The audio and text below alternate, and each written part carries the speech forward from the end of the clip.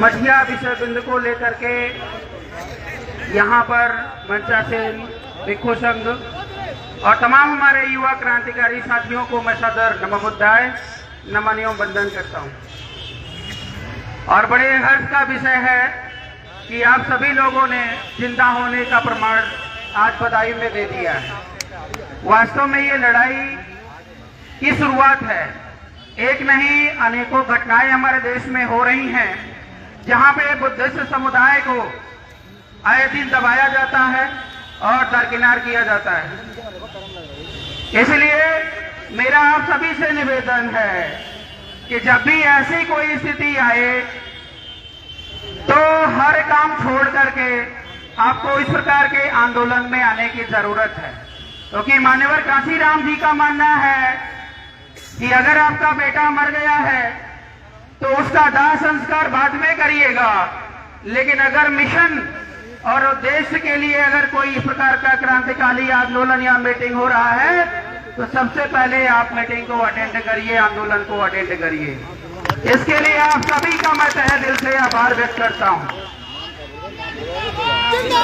साथियों, मैं राजनीति में हूं और स्वतंत्र राजनीति में हूं और यहाँ पर कई सारे वक्तागण जो बहुत ही बड़े बड़े संगठन से हैं और बहुत बुद्धिजीवी हैं, उन लोगों ने ये भी बताया कि ये कोई राजनीतिक मंच नहीं है।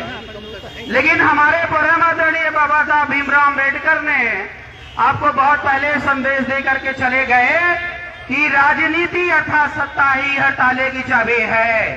आज मझिया पर किसी ने कब्जा किया है तो उसमें आरएसएस या विश्व हिंदू परिषद का हाथ नहीं है, उसमें योगी और मोदी जी का बराबर का हाथ है।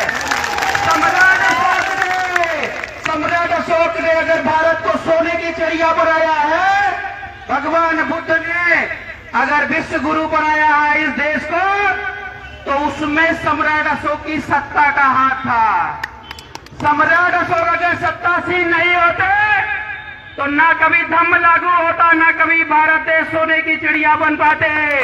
मैं पूछना चाहता हूं कि आज ही इलेक्शन हो जाए, यहाँ पे तमाम बैठे हुए सामाजिक संगठन वाले और आप सभी से मैं पूछना चाहता हूं, आप वोट किसे देंगे? आपका वोट बीजेपी को जाएगा या नहीं जाएगा? अपने बेटी माँ की बहू के आज कसम खाओ यहीं पर कि आज के बाद अगर मझिया पर हमारा कब्जा नहीं हुआ, दोबारा हमारे बौद्ध भिक्षुओं को ससम्मान वहां पे वापस नहीं बिठाया गया, तो आज के बाद बीजेपी के लिए हर रास्ता बंद यहीं से। आप सब तैयार हैं? कसम खाइए कि आज के बाद बीजेपी का रास्ता बदायूं के लिए बंद किया जाता है। साथियों, इस देश में बहुत बड़ा षड्यंत्र चल रहा है। धर्म के नाम पे धंधा हो रहा है, धर्म के नाम पर जमीनें कब्जा की जाती हैं। आप सब खेत खलियान में लगे हुए हैं, अपने बच्चों को पढ़ाने लिखाने में लगे हैं, खेती बाड़ी में लगे हैं। उनकी दिन भर खेती बाड़ी यही है, मझिया पे कब्जा कर लो और वहां पे अपना अड्डा बना लो, औजार रखो, हथियार रखो, शराबी पालो, कबाबी पालो। ये उनका काम है ताकि वो कल को जाकर के भारत देश में गुंडागर्दी कर सके, अपना अधिकार जमा सके। तो ऐसी स्थिति में राजतंत्र लोकतंत्र में जनता ही राजा होती है। आज मैं यहाँ पर देख रहा हूँ, हमारे सिवा यहाँ पर कोई विशेष नेता नहीं दिखाई दे रहा है कि जो आपका साथ दे रहा हो। और हम 4-5 दिन से इंतजार कर रहे हैं भिक्षु संघ का, और हमारे जो भाई रामेश्वर जी ने अभी वक्तव्य दिया, मैं इंतजार कर रहा हूं, मैं देख रहा हूं कि अगर यहाँ के जो स्थानीय नेता हैं, अगर उनकी कृपा दृष्टि से आपको न्याय मिल जाता तो शायद मैं आज यहाँ पर बदायूं में नहीं आता। और मझिया मेरे दिलो दिमाग से जुड़ा हुआ है। आपने तो जमीनी लेवल पे, संगठनात्मक लेवल पे काम करके उसको स्थापित किया है। आए दिन हमने वहाँ पे कार्यक्रम कराए हैं। इस बार का कार्यक्रम हम नहीं करवा पाए तो हमारे एक भाई की हत्या हो गई थी, हम थोड़ा उसी में बिजी थे, इस वजह से नहीं हो पाया। लेकिन प्रति वर्ष हमने ये प्लान बनाया है कि हर बार मझिया में ये कार्यक्रम सम्राट अशोक धम्म विजय दिवस के नाम पर मनाया जाएगा। लेकिन आपसे पूछना चाहता हूं कि जिन जिन भाई लोगों के पास संगठन होता है या कार्यक्रम कहीं होता है, जिस तरीके से आज यहाँ पे इकट्ठा है, उसी तरीके से अगर वहां पर इकट्ठा होते तो आज ऐसी घटना नहीं घटी होती। भगवान बुद्ध को हम अपना बाप, अपना दादा सम्राट अशोक को नहीं समझते हैं। हम दूसरे को अपना बाप दादा मानेंगे, अपने जमीन जायदाद की रक्षा सुरक्षा नहीं करेंगे तो कौवा और बिल्ली तो उस पर टट्टी करेंगे ही ना। तो वो कौवा बिल्ली जो है वो मझिया में आ गए हैं, उनको हटा के फेंकना हम सभी की बड़ी जिम्मेदारी बन जाती है। और इतनी बड़ी संख्या में आप लोग हैं, मैं आपको दिल से सैल्यूट करता हूं और बदायूं जिस उम्मीद के साथ आया था, मुझे पूरा भरोसा है कि बदायूं सिर्फ बदायूं में नहीं पूरे भारत देश में बौद्ध धर्म का परचम लहराएगा। अब यहाँ पर मैं ज्यादा नहीं बोलूंगा क्योंकि राजनीतिक प्लेटफॉर्म नहीं है, लेकिन इतना मैं जरूर कहूंगा कि आज जब आपके पास विपत्ति की घड़ी आई है तो एक एक सर यहाँ के लिए सम्राट अशोक की तरह हमें दिख रहा है। और यही अगर हौसला बनाए रखिएगा तो हमें सत्ता के बाहर भी सत्ता बरकरार रख सकते हो। सत्ता हमें नहीं चाहिए, उससे पहले हम सत्ता बरकरार कर सकते हैं। अभी इलेक्शन हो जाए, आप किसको वोट दोगे? भाई रामेश्वर को। रामेश्वर सांसद बन गए, रामेश्वर विधायक बन गए तो ये आंदोलन करने की जरूरत नहीं है, क्योंकि भाई का आपने चेहरा देखा, किस तरीके से पसीने निकल रहे थे, क्या स्थिति थी, कितना दर्द छलक रहा था उनकी बातों में।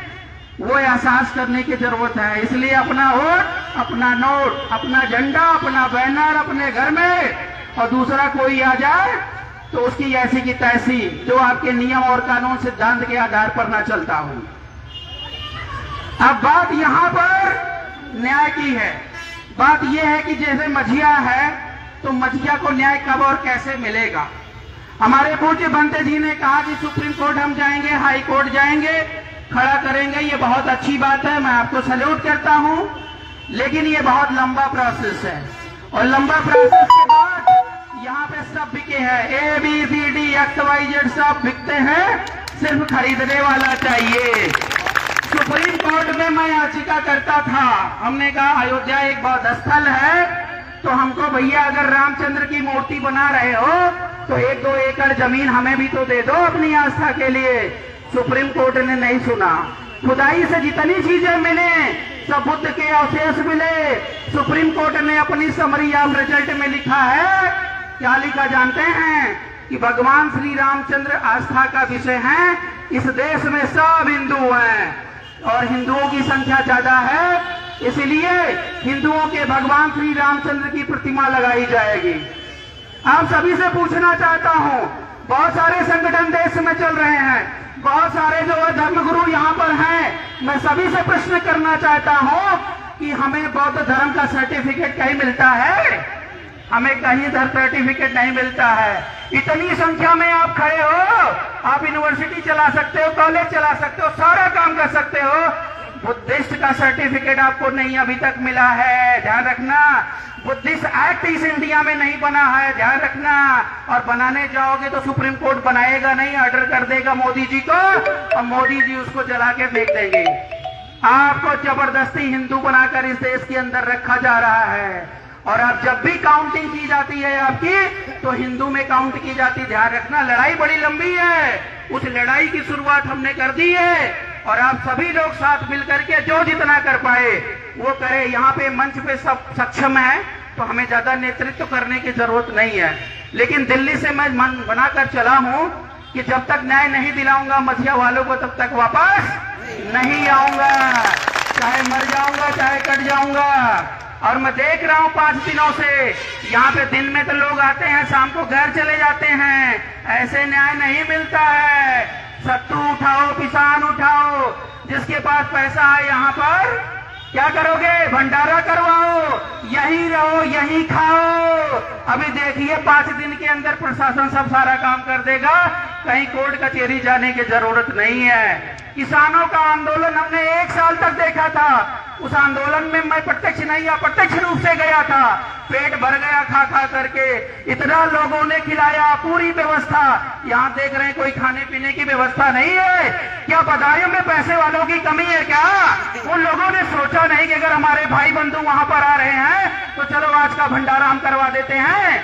आखिर ये सामाजिक एकता कब और कैसे दिखाई देगी? खाली पेट भजन होता है क्या? पूछना चाहता हूं, इस आंदोलन को लंबा चलाइए। मेरा निवेदन है कि ये आंदोलन उठना नहीं चाहिए जब तक हमारी 3 मांगे मेन रूप से पूर्ण ना हो जाएं। मांग नंबर 1 है कि बनते संघ को वहां पे बिठाया जाए। दूसरी मांग ये है कि सम्राट अशोक पर्यटन स्थल को दोबारा लिखवाया जाए। और तीसरा ये है, वो तो आप बेहतर बताएंगे, मैं अपने तरीके से बता रहा हूं। और तीसरा ये है कि जिस एसआई ने बनते लोगों के खिलाफ कार्रवाई की है उसे सस्पेंड किया जाए, तलब किया जाए, क्योंकि बिना वो कोर्ट के आदेश के इस तरीके की बदतमीजी किया है। और मैं वैसे एसआई को मिलना चाहता हूं, कहां पर हैं? कल मेरे पास उसी का फोन आया था, लेकिन मैं देर में समझ में मेरे से बोल रहा है कि आरपी मौर्य जी आप आंदोलन में मत आइए, धारा 144 लगी है। हमने कहा होती है धारा 144? तो बताया कि नहीं, डीएम साहब से परमिशन लेना पड़ेगा। हमने कहा नेता आदमी है, परमिशन और मिशन किसी से नहीं लेते हैं, हमारे संविधान में लिखा है। अगर हमारे हक अधिकार की बात आएगी तो हम बिना परमिशन के युद्ध करेंगे, ये हमारा जन्मसिद्ध अधिकार है। इसी के साथ मैं अपनी बात को विराम दूंगा। और जितनी बात मैंने बोला है, राजनीति सत्ता कितना भी है, ध्यान रखिएगा। आप अगला इलेक्शन में वोट किसे दोगे, अपनी खोपड़ी में 20 बार डिसाइड कर लेना, ये आपका निर्णय है। तब आपको न्याय हक अधिकार मिलेगा। और आरपी मौर्य दिन रात समर्पित है, कभी आप कोई कमी नहीं पाएंगे, जहां बुलाएंगे हाजिर हूं। बहुत बहुत धन्यवाद।